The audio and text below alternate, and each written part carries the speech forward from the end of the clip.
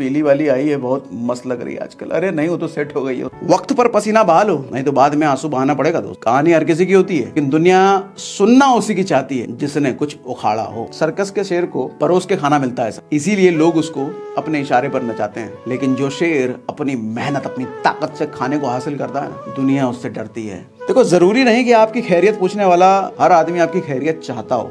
आधे घंटे तक मम्मी उधर खाना बना रही है, मम्मी का गैस चूल्हे को, सिलेंडर को घूरते रह जाओ।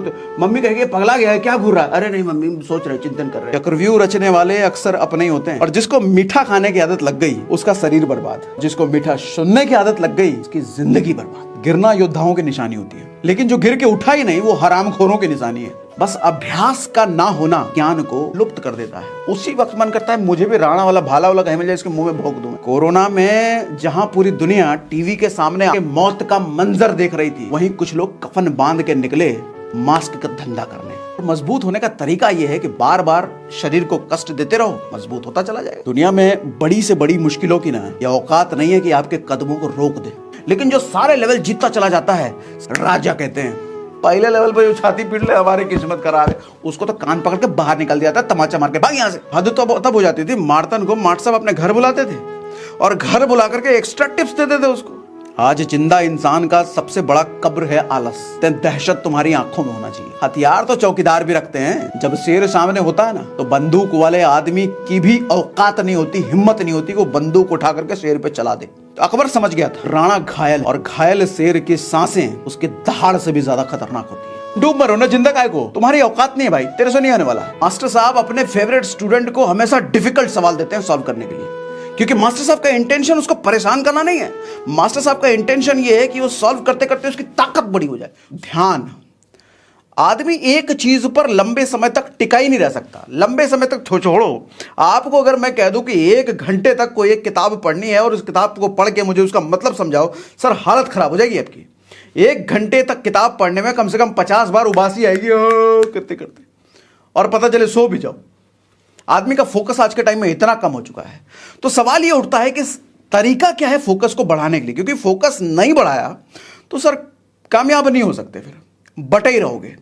क्योंकि आज के समय में ना आदमी डिस्ट्रैक्शन से भरपूर घिरा हुआ है, क्योंकि हाथ में मोबाइल फोन जो है उसके, और उसमें भी रील्स आ गए हैं भैया, यूट्यूब पे शॉर्ट्स आ गए हैं, और वो भी शॉर्ट्स 2 बार ऐसा डांस करके लड़कियां दिखा देती हैं, तो उसमें भाई मिलियंस में व्यूज चला जाता है, और करते रहो करते रहो करते रहो करते रहो करते रहो, खत्म होने का नाम ही नहीं ले रहा। तुम्हारा 3 घंटा 4 घंटा कब लेके चला जाता है तुम्हें पता ही नहीं चलता वो। तो इस माहौल में भैया अपने पर काम कैसे किया जाए, उसका तरीका बताता हूं अभी। देखो, हमारे दिमाग में ना, बिल्कुल साइंटिफिक वे में बता रहा हूं, फालतू की बतौलेबाजी नहीं कर रहा मैं, एकदम साइंस ये कहती है। आपने देखा है वो ईसीजी की रिपोर्ट, कैसा ऐसा ऐसा ऐसा ऐसा होता है, और जो आदमी मर जाता है उसकी रिपोर्ट कैसी होती है, टिंग, कुछ नहीं।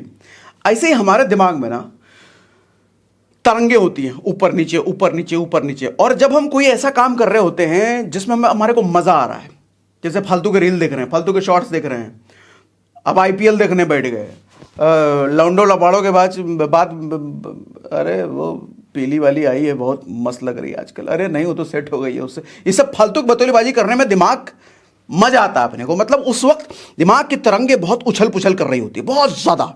समंदर में देखा ना, हाई टाइड आता है तो कैसे पानी एकदम मारता बुम बुम, वैसे ही तरंगे होती हैं। और जब तरंगे बहुत ज्यादा अप एंड डाउन होती हैं, तो उस वक्त हम काम पर फोकस नहीं कर सकते सर, नहीं कर सकते। काम पर फोकस करने के लिए तरंगों का शांत होना जरूरी है। जैसा मरने के बाद इसी याद आदमी का, वैसा होना जरूरी है। इस चीज को आप ऐसे समझो, जिस आदमी ने स्विमिंग करना स्विमिंग पूल में सीखा है, वो बनारस में जाकर के गंगा में कभी स्विमिंग नहीं कर सकता, मर जाएगा वो, डूब जाएगा वो। मालूम क्यों? स्विमिंग पूल का पानी स्थिर होता है, लेकिन गंगा का पानी बहता हुआ होता है, बहाव होता है, उसमें तरंगे होती है, उसमें ता ता ता ता ता ता ता ता, और लेके चली जाएगी, उसको डुबा देगा। इसी तरीके से हमारे दिमाग की तरंगे। अब इन तरंगों को शांत कैसे किया जाए भैया? हमारे दिमाग की वो बनारस के नदी की तरह अगर तरंगे ऐसे ऐसे हैं तो आदमी फोकस कर नहीं सकता। अब सवाल ये उठता है कि इन तरंगों को शांत कैसे किया जाए, क्योंकि इन तरंगों को शांत किए बिना हम फोकस कर नहीं सकते। तो सर तरीका ये है कि वो काम करने की आदत डेवलप करो जिसको काम करने में, जो करने में आपको बोरियत महसूस होता है, जो करने का मन नहीं करता।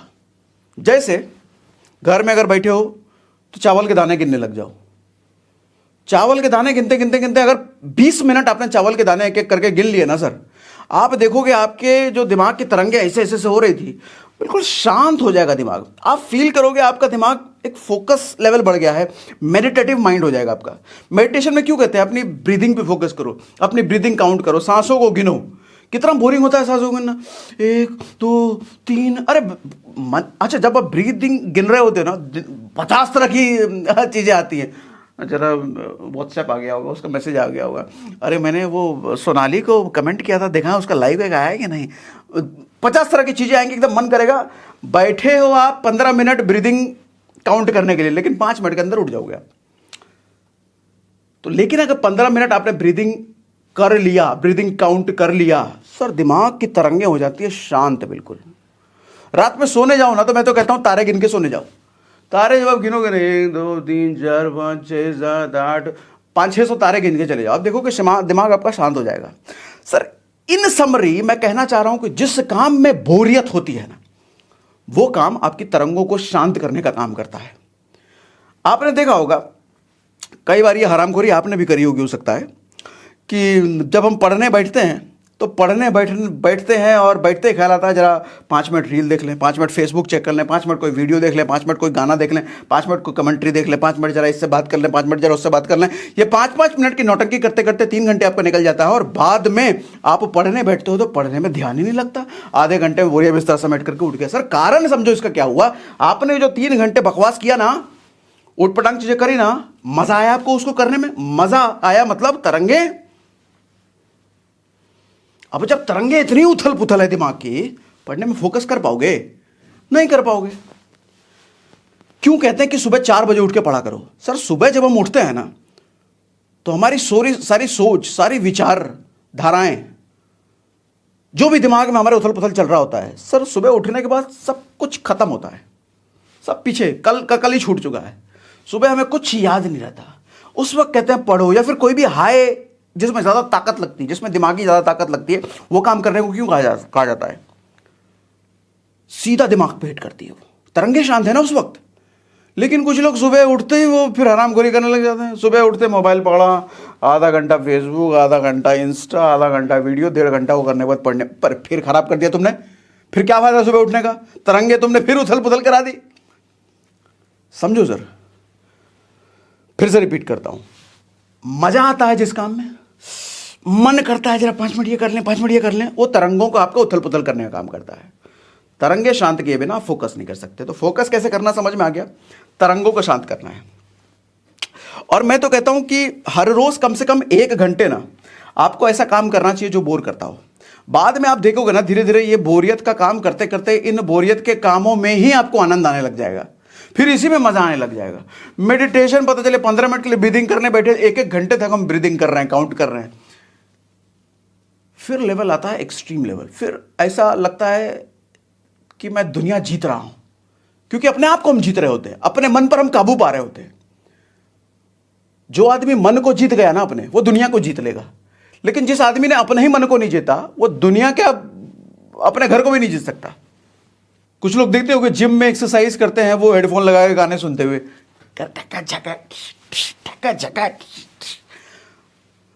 सर साइंस कहती है, स्टडी कहती है कि वो आदमी जो बिना गाने सुने हुए जिम करता है ना, उसका मसल्स ज्यादा फास्ट रिस्पॉन्ड करता है कंपैरेटिवली उसके जो गाने सुन करके काम कर रहा है।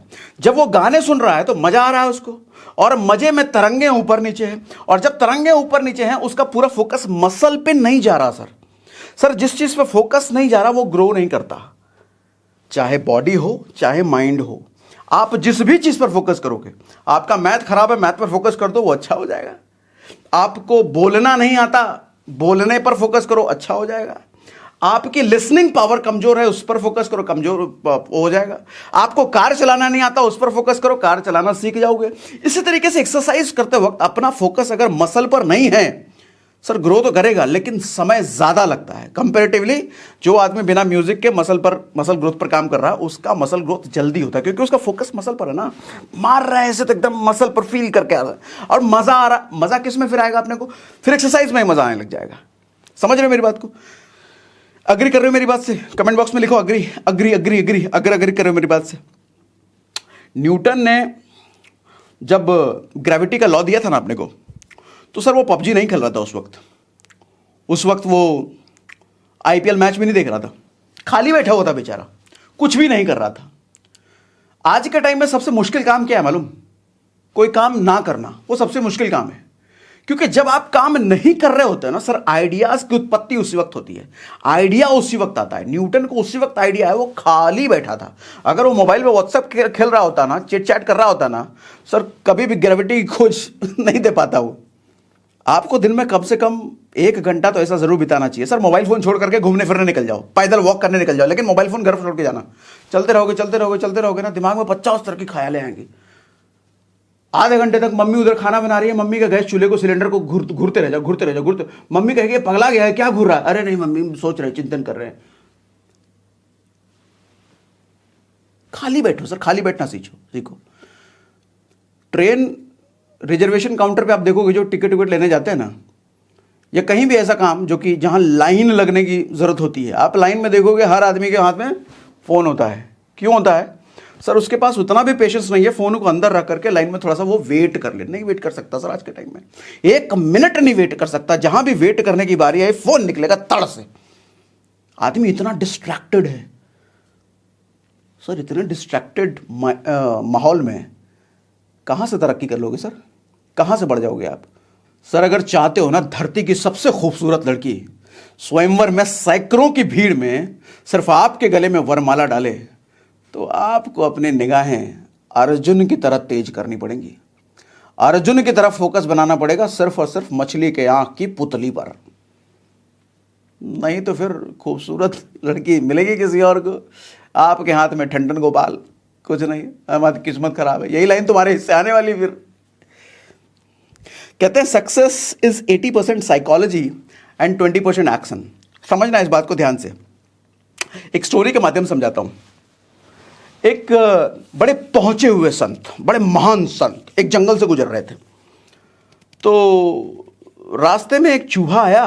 चूहा आवाज लगाने लग गया, बाबा जी बात सुनो। बाबा जी इधर उधर देख रहे हैं कौन आवाज लगा रहा है भाई। तो चूहे ने नीचे से पैर में खुरच लिया, तो देखा नीचे, अच्छा चूहा भाई सब क्या हाल है भाई? तो चूहे ने बताया, बाबा जी मैं बहुत परेशान हूँ, बहुत दुखी हूँ। तो बाबा जी बोले क्या बात है बेटा, बताओ बात तो क्या है? तो चूहा बोला, बाबा जी हमारे यहाँ ना बिल्लियाँ बहुत है जंगल में, और हमारी बिरादरी के बहुत सारे लोगों को बिल्ली ने खा लिया है। सो हम चूहों को बड़ा डर लग रहा है बिल्ली से, कुछ कीजिए ना बाबा जी। तो बाबा जी बोले एक काम करो, टेंशन नॉट, बिल्ली बना देते हैं तुमको, टेंशन फ्री रहो। बाबा जी ने बिल्ली बना दिया उसको। तो कुछ दिन बाद बाबा जी घूमते फिरते फिर उस जंगल से गुजर रहे थे। वो बिल्ली आई, जो चूहा था पहले, वो बिल्ली बन चुकी। तो बिल्ली आई, बेटा अब क्या हुआ बेटा, अब काहे परेशान दिख रहे हो, तुम्हारे चेहरे से परेशानी दिख रही है। तो बिल्ली कह रही है कि बाबा जी ना हमारे यहाँ कुत्तों का बड़ा आतंक बढ़ गया है। और हमारी बिरादरी के कुछ लोगों को कुत्तों ने खा भी लिया है, तो कुत्तों से बड़ा डर लगता है। बोले कोई बात नहीं, जा तू कुत्ता ही बन जा। कुत्ता बना दिया उसको। कुछ दिन बाद बाबा जी फिर उस जंगल से गुजर रहे, फिर वही कुत्ता आया सामने। बोला सब ठीक है अब तो ठीक है? बोला नहीं भाई बाबा जी, हमारे यहाँ शेर का आतंक बहुत बढ़ गया है, और हमारी बिरादरी के लोगों को शेर ने निगल लिया कुछ। तो बोले एक काम कर, तेरा फल फाइनल कर देता हूँ, तू शेर ही बन जा। अब तेरे को कोई डरा भी नहीं सकता, अब तेरे को कोई हड़का भी नहीं सकता, अब तो जंगल का राज बन कर रहा है। बोला ठीक है बाबू जी। कुछ दिन बाद बाबा जी फिर जंगल से गुजर रहे थे, वो शेर आया। बोला अब तो सिर्फ ठीक है बेटा, अब तो तुम शेर हो, अब तो तुम डराओगे लोग, अब तुमको कौन डराएगा? बोले नहीं बाबा जी डर तो है। बोले अब काहे का डर?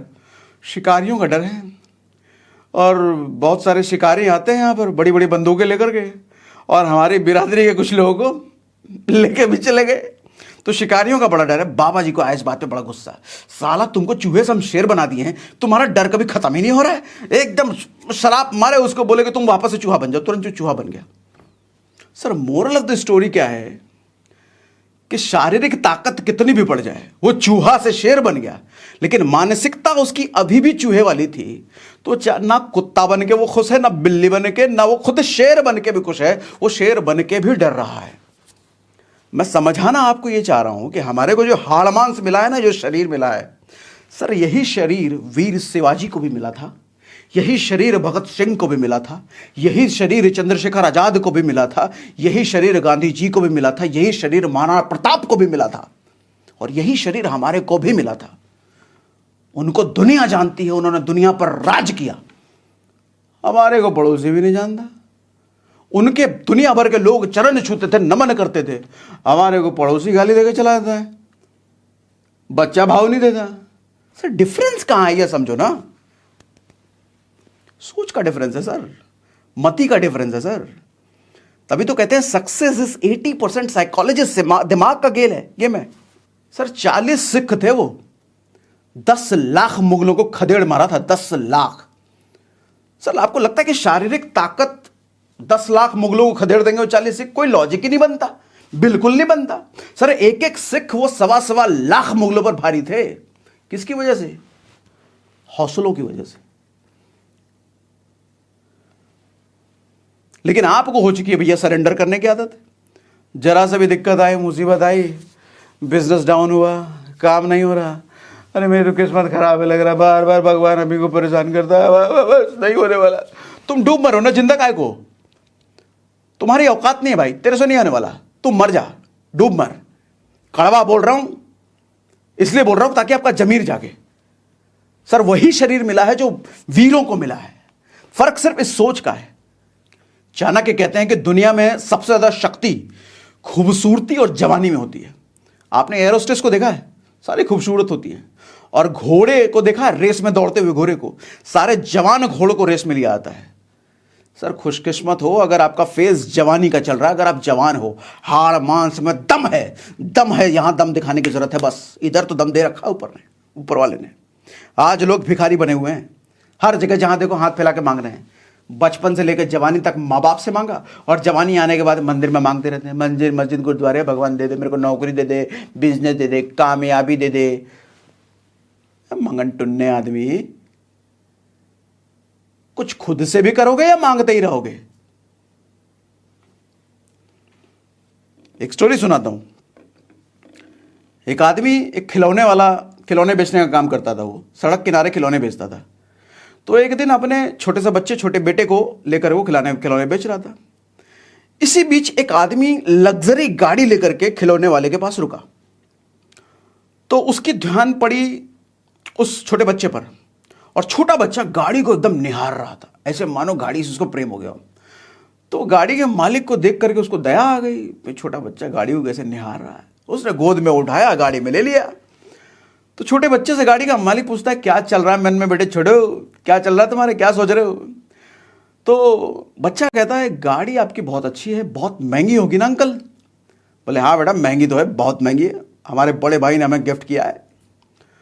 तो बच्चा कह रहा अरे बाप रे बहुत अच्छा है। तो मालिक कह रहा है, हमें पता है तुम्हारे मन में भी यही चल रहा होगा कि ऐसी गाड़ी तुमको कब मिले, ऐसी गाड़ी का लुत्फ तुम कब उठाओ। बोले नहीं अंकल, हमारे मन में ये नहीं चल रहा है। बोले फिर? हमारे मन में ये चल रहा है कि आपके भैया ने जैसे आपको गिफ्ट दिया, मैं कब अपने छोटे भाई को ऐसी गाड़ी गिफ्ट दूं। ओ मंगन टुन्ने आदमी, कुछ समझ में आ रहा है? खेल सारा एटीट्यूड का है सर, खेल सारा एटीट्यूड का, खेल सारा मेंटल पावर का है। हिम्मत और ताकत में हिम्मत हमेशा सर्वोपरि होता है, हमेशा। महाराणा प्रताप और अकबर के बीच जब युद्ध हो रहा था ना, हल्दी घाटी का युद्ध, अकबर लेकर के आया था 50,000 सैनिक और अपने राणा जी के पास मात्र 20,000 सैनिक। लेकिन जब युद्ध हुआ ना, ऐसा खदेड़ खदेड़ के मारा अकबर के सैनिकों को कि भागना पड़ गया लास्ट में।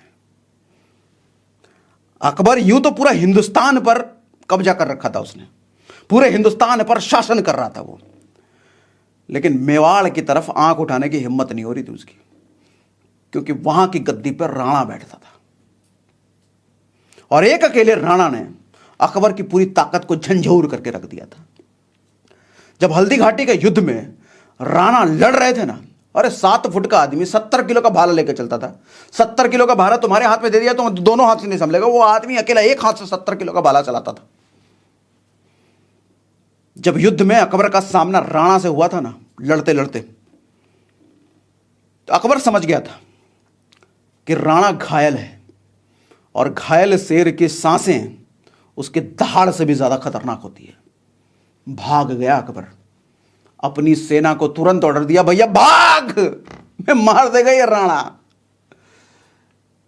दहशत ऐसी होनी चाहिए सर, दहशत। कहते हैं दहशत तुम्हारी आंखों में होना चाहिए। हथियार तो चौकीदार भी रखते हैं। जब शेर सामने होता है ना, तो बंदूक वाले आदमी की भी औकात नहीं होती, हिम्मत नहीं होती कि वो बंदूक उठा करके शेर पे चला दे, क्योंकि शेर की आंखों में वो दहशत होती है। आपकी आंखों में भी वो दहशत होनी चाहिए कि जहां खड़े हो ना, वहां के झगड़े अपने आप निपट जाएं। आप जहां पहुंच जाओ ना, वहां पर लोग खड़े हो जाएं। ये दहशत होनी चाहिए आंखों में। याद रखना दोस्त, जहां पर आपकी हिम्मत टूट जाए ना, वहीं से इतिहास रचने की शुरुआत होती है। उड़ान अगर पंखों से होती ना, तो मयूर सबसे ज्यादा ऊपर उड़ता। मयूर मतलब मोर, क्योंकि उससे बड़े पंख किसी के नहीं होते। लेकिन सच्चाई तो यह है कि उड़ान हौसलों से होती है। लेकिन हम में से ज्यादातर लोग हमेशा पंखों की तलाश में रहते हैं। पंखों मतलब यूटिलिटीज, रिसोर्सेस। हमारा अच्छा टाइम नहीं चल रहा, हमारे पास तो पैसे ही नहीं है, हम तो शहर में नहीं रह रहा, हमारे पास तो अच्छे लोग ही नहीं है, हमारे को जानकारी नहीं है, इतना तो हमें पता ही नहीं था, हमारे बाबूजी ने ये सब सिखाया नहीं। हम हमेशा पंखों की तलाश में रहते हैं। हमारे को ऊंचा पंख मिले तो मैं उड़ना शुरू करूं। ये सच्चाई कुछ और है। पंखों की जरूरत ही नहीं है सर। हौसले चाहिए, हिम्मत चाहिए। फिर से कहता हूं, ताकत और हिम्मत में हिम्मत सर्वोपरि है, ताकत हमेशा बाद में आता है। आज जिंदा इंसान का सबसे बड़ा कब्र है आलस। जो आदमी आलस से गिर गया ना, उसको सांसें रुकने के इंतजार करने की जरूरत नहीं है मौत के लिए। वो मर चुका है, उसका बस शरीर चल रहा है, सोच मर चुकी है उसकी। कामयाब नहीं हो सकता वो, कहीं पहुंच नहीं सकता वो, क्योंकि वो आलस से गिर गया है। और जिंदा आदमी का कब्र है आलस। ध्यान रखो दोस्त, जो आदमी खुद से हार गया ना, एक चींटी भी उस पर चढ़कर राज करती है। लेकिन जो आदमी खुद से नहीं हारा, पूरी दुनिया मिलकर भी उसे नहीं हरा सकती। और रास्ते कभी बंद नहीं होते, रास्ते कभी खत्म नहीं होते। बहुत सारे लोगों में रोते हुए देखता हूं, सर मैं तो ये काम कर रहा था, ये काम ही बंद हो गया सर, कंपनी बंद हो गई सर, अब मैं क्या करूं सर, लॉस हो गया सर बिजनेस में। उसी वक्त मन करता है मुझे भी राणा वाला भाला वाला कहीं मिल जाए, इसके मुंह में भोंक दूं मैं। अरे शरीर सलामत है, उम्र बचा हुआ है, ऐसी कौन सी चीजें दोबारा खड़े नहीं कर सकते तुम। गूगल मैप में देखा है, गूगल मैप अगर लगा करके कहीं आप जा रहे हो और गूगल मैप कहता है कि आगे रेड लाइट से आपको राइट लेना है, और गलती से आपने राइट के बजाय लेफ्ट ले लिया, तो गूगल मैप क्या कहता है, तुम्हारी कहानी खत्म। अब तुमको मैं कहीं नहीं ले जा सकता, तुमने तो गलत ले लिया, अब तुम कहीं जा ही नहीं सकते, तुम्हारा रास्ता खेल खत्म भाई, अब तुम मर जाओ यहीं पर। ऐसा नहीं होता ना, गूगल तुरंत एक अल्टरनेट रूट देता है, बोलता कोई बात नहीं, इधर ले ले भाई, इधर से पहुंच जाएगा। अच्छा उधर भी अगर गलत किया ना, फिर गूगल दूसरा रूट देगा, कोई नहीं भाई इधर पहुंच से पहुंच जा। फिर अगर गलत ले लिया ना, गूगल देगा कोई नया रास्ता, चलो इधर। गूगल आपको तब तक नया रास्ता देता रहेगा जब तक आप मंजिल तक ना पहुंच जाओ। रास्तों की कमी हमें भगवान ने कभी नहीं होने दी सर, कभी नहीं होने दी। दिक्कत यहां है कि हम मान लेते हैं कि हमारे रास्ते बंद हो गए सर। रास्ते कभी बंद नहीं होती। निगाहें मंजिल पर रखो ना, रास्ते मिलते चले जाएंगे। एक रास्ता बंद हुआ मान सकता हूं, फेल हो गए मान सकता हूं, दूसरे पर चले उधर भी फेल हो गए मान सकता हूं, तीसरे पर भी फेल हो गए समझ में आता है।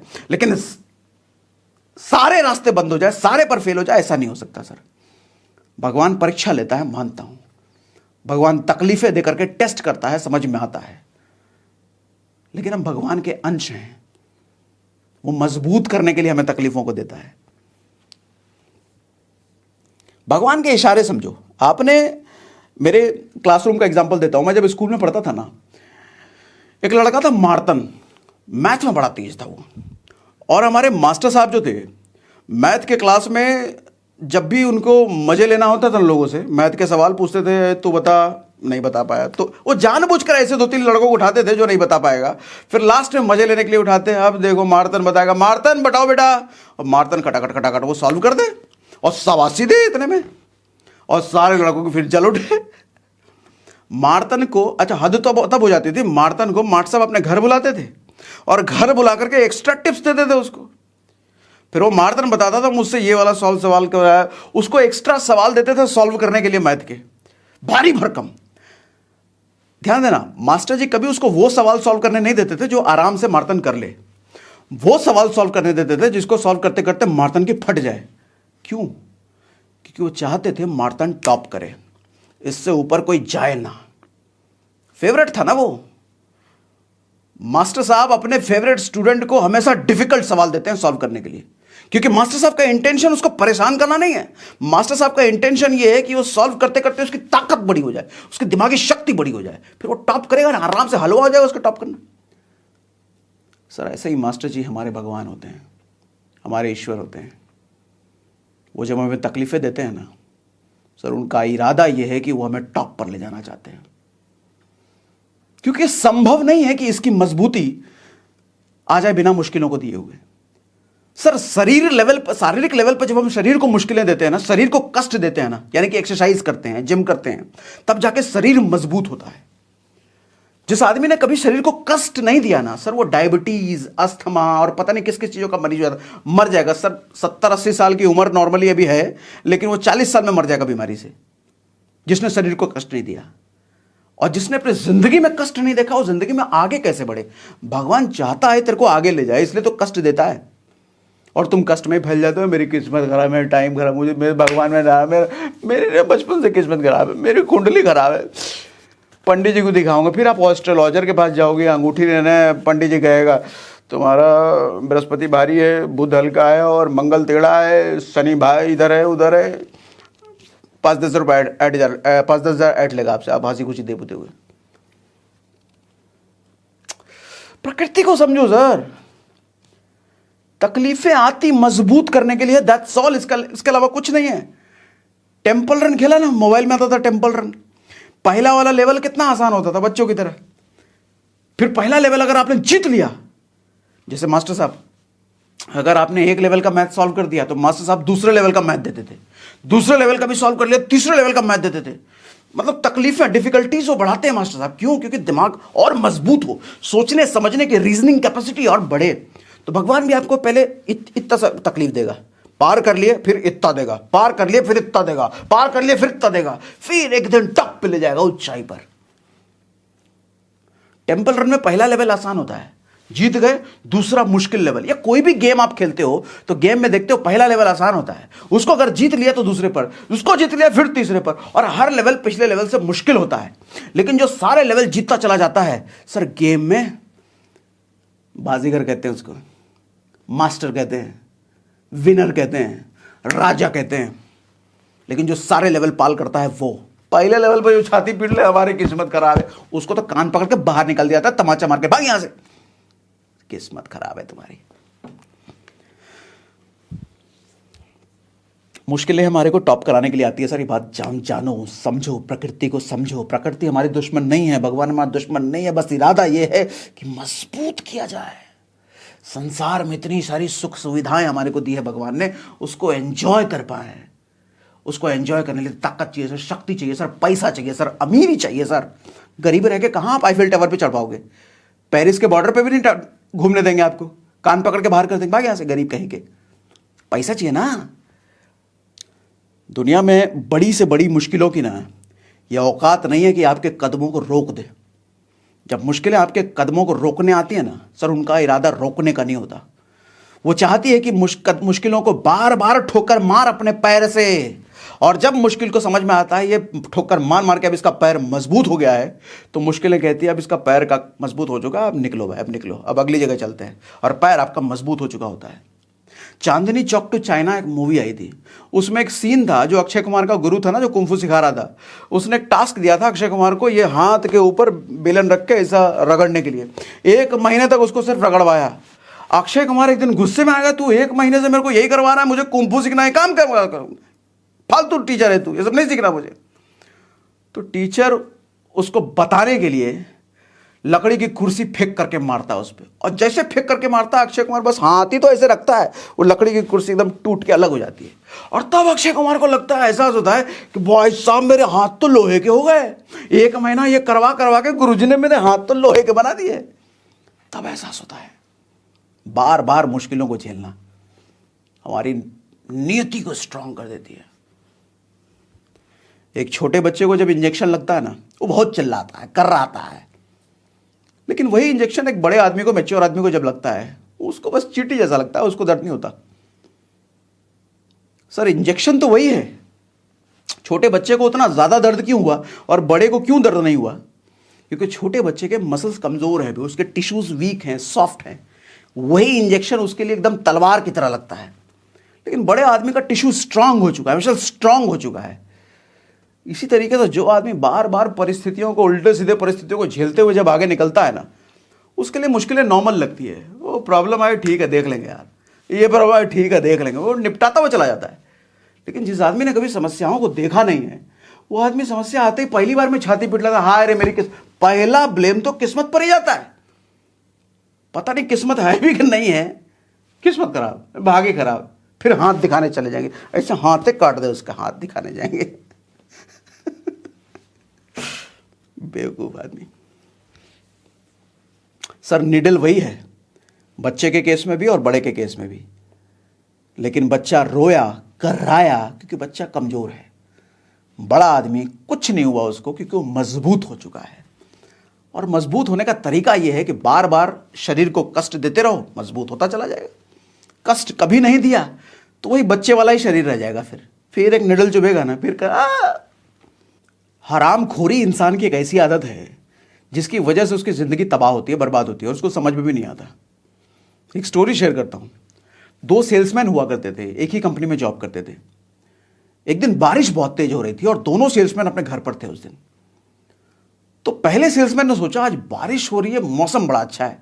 बीवी को बोला, अरे सुनती हो आज पकौड़े बनाओ, चाय बनाओ, मसाला टी, मजा आएगा, आज छुट्टी, आज बैठ करके टीवी देखेंगे।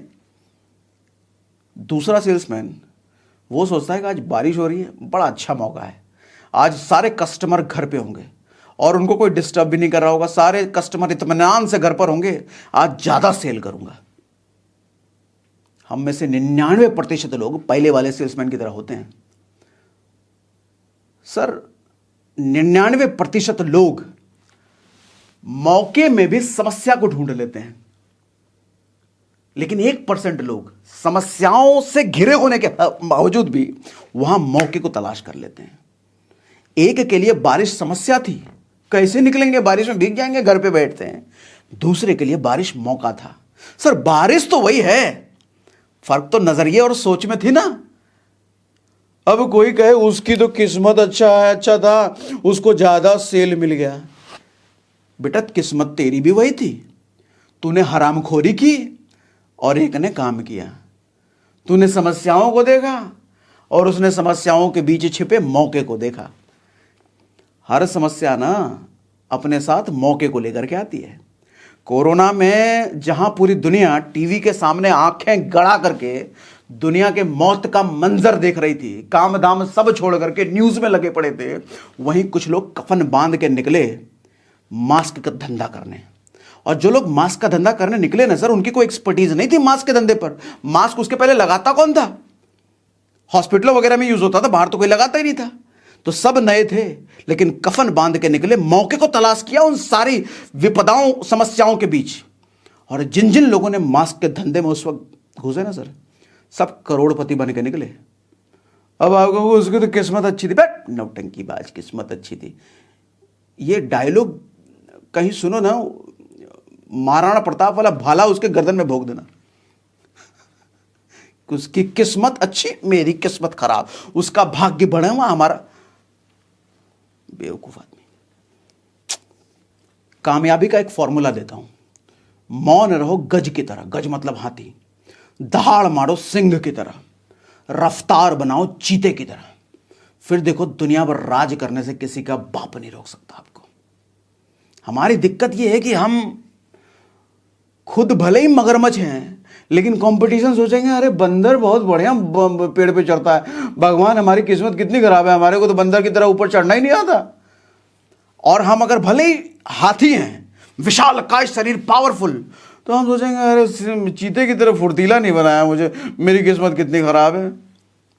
सर हर आदमी की एक यूनिक स्ट्रेंथ है, पावर है, टैलेंट है, हर किसी में ज्ञान है सर, ऊपर वाले ने दिया है, भर के दिया है। बस अभ्यास का ना होना उस टैलेंट को, उस ज्ञान को लुप्त कर देता है, गायब कर देता है। जिस चीज का अभ्यास करते हैं हम उसमें माहिर हो जाते हैं। चांदनी चौक चाइना वाला एग्जांपल दिया ना, कैसा हाथ लोहे का हो गया उसका।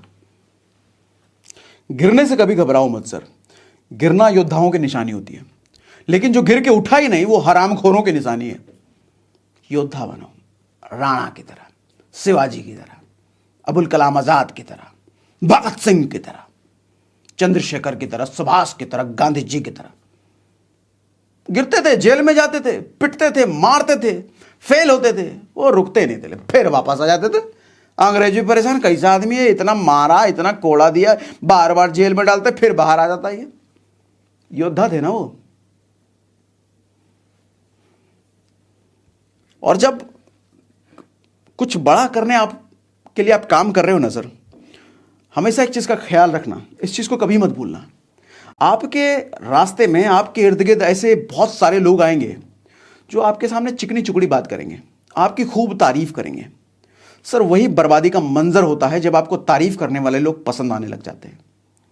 विनोबा भावे की एक स्टोरी है। विनोबा भावे जानते हो ना, वो भूदान आंदोलन, बहुत बड़े टीचर हुआ करते थे, national Indian teacher, great philosopher Vinoba Bhave हुआ करते थे। तो विनोबा भावे को बहुत सारी चिट्ठियां आती थी और सारी चिट्ठियों को पढ़ते थे और कोशिश करते थे हर चिट्ठी का रिप्लाई करने का। एक दिन बारिश हो रहा था, बारिश के समय में अपने शिष्य के साथ बैठे थे, एक चिट्ठी आई, लिफाफा खोला, पढ़ रहे थे, पढ़ते पढ़ते पढ़ते पढ़ते उनकी आंखों में गुस्सा आ गया और चिट्ठी फाड़ करके वहीं पर फेंक दिए। बोले फेंक, बाहर करो इस चिट्ठी को। शिष्य ने बोला गुरुजी इतना गुस्सा का है, क्या हो गया, क्या लिखा था चिट्ठी में? गाली उलित नहीं दे दिया कहीं? है नहीं, बकवास कर रहा था चिट्ठी में, एकदम बकवास था। गुरुजी बताइए उसे। अरे बोला ना बकवास था, कोई काम की चीज नहीं लिखी थी उसमें। तो थोड़ी देर बाद विनम्र जब हुए, विनोबा भावे पूछे गुरुजी बताइए क्या लिखा था उसमें? बोले कुछ नहीं, गांधी जी का लेटर था। बोले गांधी जी का लेटर था, फिर भी फाड़ दिया? क्या लिखा था गांधी जी ने? तारीफ कर रहे थे पिछले वाले काम की, विनोबा भावे जी बहुत बढ़िया आपने काम किया, ऐसा वो लिखा था। बोले इसमें क्या दिक्कत है, तो इतना गुस्सा काय हो गए? अब जो विनोबा भावे ने कहा, ध्यान से सुनना मेरी बात। विनोबा भावे कहते हैं प्रशंसा मेरे किसी काम की नहीं।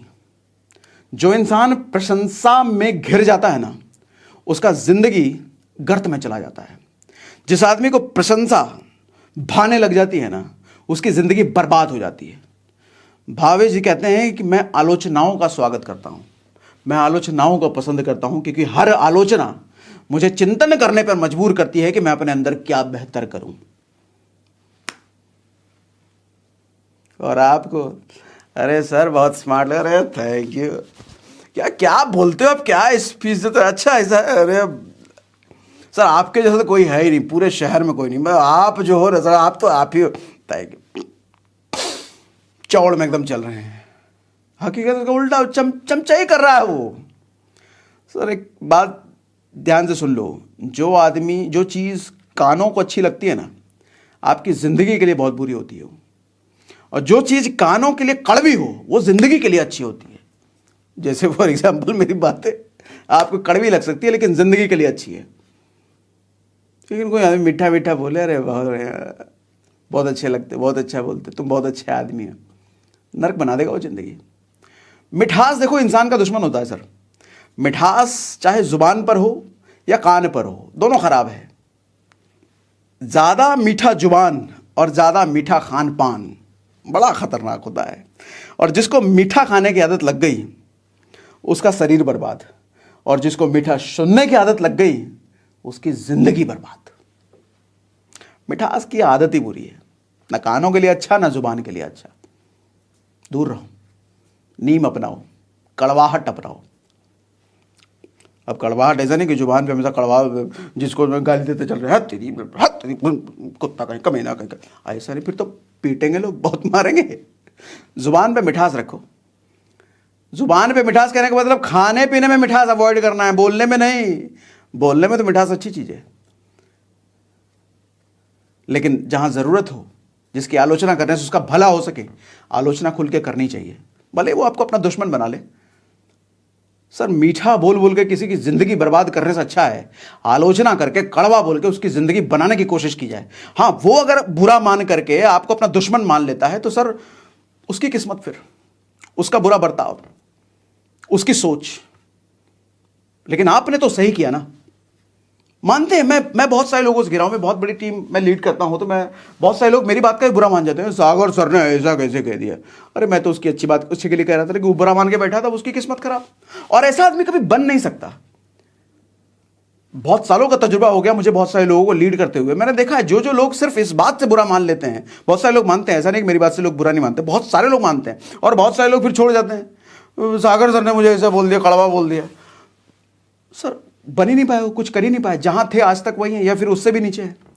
लेकिन बहुत लोग ऐसे भी मेरे संगत में हैं जिनको मैं लताड़ लताड़ के आज आदमी वो बन गया, वो आज वो हीरे की तरह चमक रहा है। एक फिल्म का वो डायलॉग था ना सूर्यवंशम का, जिस पत्थर को छेनी हथौड़ी का डर होता है, जो पत्थर छेनी हथौड़ी की मार से डरने लग जाए, वो पत्थर कभी मूर्त नहीं बन सकता। सर जिस कान को कड़वी बातें सहने की आदत ना हो, आलोचनाएं सुनने का दम ना हो, वो कान के जरिए जिंदगी सड़ेगी ही, और क्या होगी। देखो, जरूरी नहीं कि आपकी खैरियत पूछने वाला हर आदमी आपकी खैरियत चाहता हो। चक्रव्यूह रचने वाले अक्सर अपने ही होते हैं। ये बात कल भी सच था और आज भी सच है। तो इसीलिए कहता हूं मिठास से दूर रहो, और वक्त से बड़ा कोई दोस्त नहीं। दुश्मन की पहचान सिर्फ सही वक्त ही करा सकता है। जिसके साथ वक्त है दुनिया उसके कदमों में है, और जिसके साथ वक्त नहीं, सर अपने भी साथ छोड़ जाते हैं। कामयाबी आपकी मजबूरी बन जानी चाहिए सर, जैसे शेर के लिए होता है। कहते हैं वक्त हमेशा पास होता है लेकिन हमेशा साथ नहीं होता। शेर जब शिकार के लिए दौड़ता है ना, अपना जी जान लगाता है, ताकत लगाता है, भरपूर पूरी एनर्जी के साथ दौड़ता है हिरन के पीछे शिकार करने के लिए। क्यों मालूम? क्योंकि उसको पता है कि अगर मैंने शिकार नहीं किया, इसको मारा नहीं, तो मैं भूखे मर जाऊंगा। फिर वो अपनी जी जान लगाता है। कामयाबी के लिए अगर मेहनत कर रहे हो सर, इसी एटीट्यूड से भागना कि अगर कामयाब नहीं हुए तो मर जाओगे। और तुम अकेले नहीं मरोगे, तुम्हारा परिवार भी मर जाएगा, तुम्हारे पीछे तुम्हारा भविष्य मर जाएगा, सब कुछ खत्म हो जाएगा अगर कामयाब नहीं हुए। इस एटीट्यूड के साथ भागे ना तो कैसे नहीं कामयाब होगे सर। हम चार नाव पे पैर रखने का हमारी आदत होता है। थोड़ा ये भी कर ले, थोड़ा ये भी कर ले, थोड़ा ये भी कर ले। इसमें नहीं हुए तो इसमें तो कुछ तो आ ही जाएगा, इसमें नहीं हुए इससे तो कुछ आ ही जाएगा, उससे नहीं हुए उससे तो कुछ आ ही जाएगा। कहीं से कुछ नहीं आता, हर जगह थोड़ा थोड़ा आता, और तुम थोड़े थोड़े में ही रह जाते हो। सर्कस के शेर को परोस के खाना मिलता है सर। इसीलिए लोग उसको अपने इशारे पर नचाते हैं। लेकिन जो शेर अपनी मेहनत अपनी ताकत से खाने को हासिल करता है ना, दुनिया उससे डरती है। अपने बलबूते पर कामयाब हो सर, अपने बलबूते पर कुछ करके दिखाओ सर। किसी की रहम, किसी की भीख से अगर कुछ कर भी लिए ना, वो आदमी इशारे पर नचाएगा तुमको, कुत्ता बना के रखेगा। चाट, और चाटना पड़ेगा। तलबे चाट, जूते साफ कर। ऐसा कामयाबी नहीं। कामयाब और राणा की तरह, शिवाजी की तरह। अकबर पूरे देश पर राज कर रहा था, पूरे देश पर। एक छोटा सा राज ही छोड़ गया, एक छोटा सा राज, मेवाड़। औकात है कि मेवाड़ पे चढ़ जाए, राणा बैठा वहां पर कलेजा लेकर के। खुलेआम कहता था तो हाथ सही खदेड़ के मारूंगा, इतना मारूंगा, दोबारा आने की हिम्मत। अकबर की हिम्मत नहीं होती थी मैं राणा के सामने जाने की। वक्त पर पसीना बहा लो, नहीं तो बाद में आंसू बहाना पड़ेगा दोस्त। कहानी हर किसी की होती है, लेकिन दुनिया सुनना उसी की चाहती है जिसने कुछ उखाड़ा हो। उखाड़ोगे नहीं तो तुम्हारी कहानी सुनेगा कौन? और कहानी सुनाना हर कोई चाहता है, लेकिन दुनिया सुननी नहीं चाहती। उखाड़ लो ना, कुछ कर लो ना, करके दिखा दो ना, दुनिया सुनेगी तुम्हारी कहानी। अपॉइंटमेंट लेके आएगी सुनने कहानी, और तुम्हारी कहानियों के सीडी बन के पेन ड्राइव में लोग रिकॉर्ड करके लेके जाएंगे कि सर की कहानी सुनिए। वाह क्या कहानी है सर की। आईफोन चमकाने से कुछ नहीं होगा दोस्त, मेहनत करके अपनी किस्मत चमकाओ। मज़ा तो तब है जब आईफोन वाले आगे पीछे डोले कि भैया मेरे फ़ोन का प्रमोशन करने का क्या लेंगे आप, तब मज़ा है। आधी दुनिया, आधे लौंडे लपाड़े आज के टाइम में आईफोन के चक्कर में पागल हैं। ईएमआई पे आईफोन खरीद करके लड़कियों को चमकाते हैं। आजकल की लड़कियां भी समझदार है, समझती हैं ईएमआई वाला फ़ोन लेके आए, इसकी औकात है नहीं। 200 रुपये का शर्ट पहनने वाला आदमी आईफोन लेके घूम रहा है तो जरूरी है ईएमआई पे लेके आया है, बाप भगा देती है इसी को। समझो इस बार आज का टाइम बेवकूफ़ कोई नहीं है सर। मज़ा तो तब है बैंक में 1 करोड़ रुपया हो और हाथ में 1000 रुपये का मोबाइल हो और सबको पता है कि इसके बैंक में 1 करोड़ रुपया है। सर लोग फिर फॉलो करने लग जाएंगे, कहेंगे बड़ा डाउन टू अर्थ आदमी, क्या आदमी, एकदम अलग आदमी। लोग फिर फॉलो करेंगे आपको, आपकी बातें होंगी पीठ पीछे, तारीफ होगी आपकी।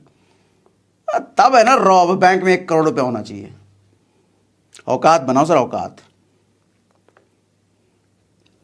औकात नहीं, पैसा नहीं, हिम्मत नहीं, दम नहीं, सोच में शक्ति नहीं, तो हर आदमी लात मार के भगा देगा, हर आदमी कुत्ते जैसा व्यवहार करेगा। तुम्हारे कोई पूछ नहीं होगी। पैसा कमाओ, ताकत कमाओ, मुश्किलों से घबराओ मत, सामना करो। ये जान जाओ, ये मान जाओ कि भगवान ने मुश्किलें दी है ना, तो मतलब भगवान की नज़र है तुम पर, भगवान आगे लेके जाना चाहता है।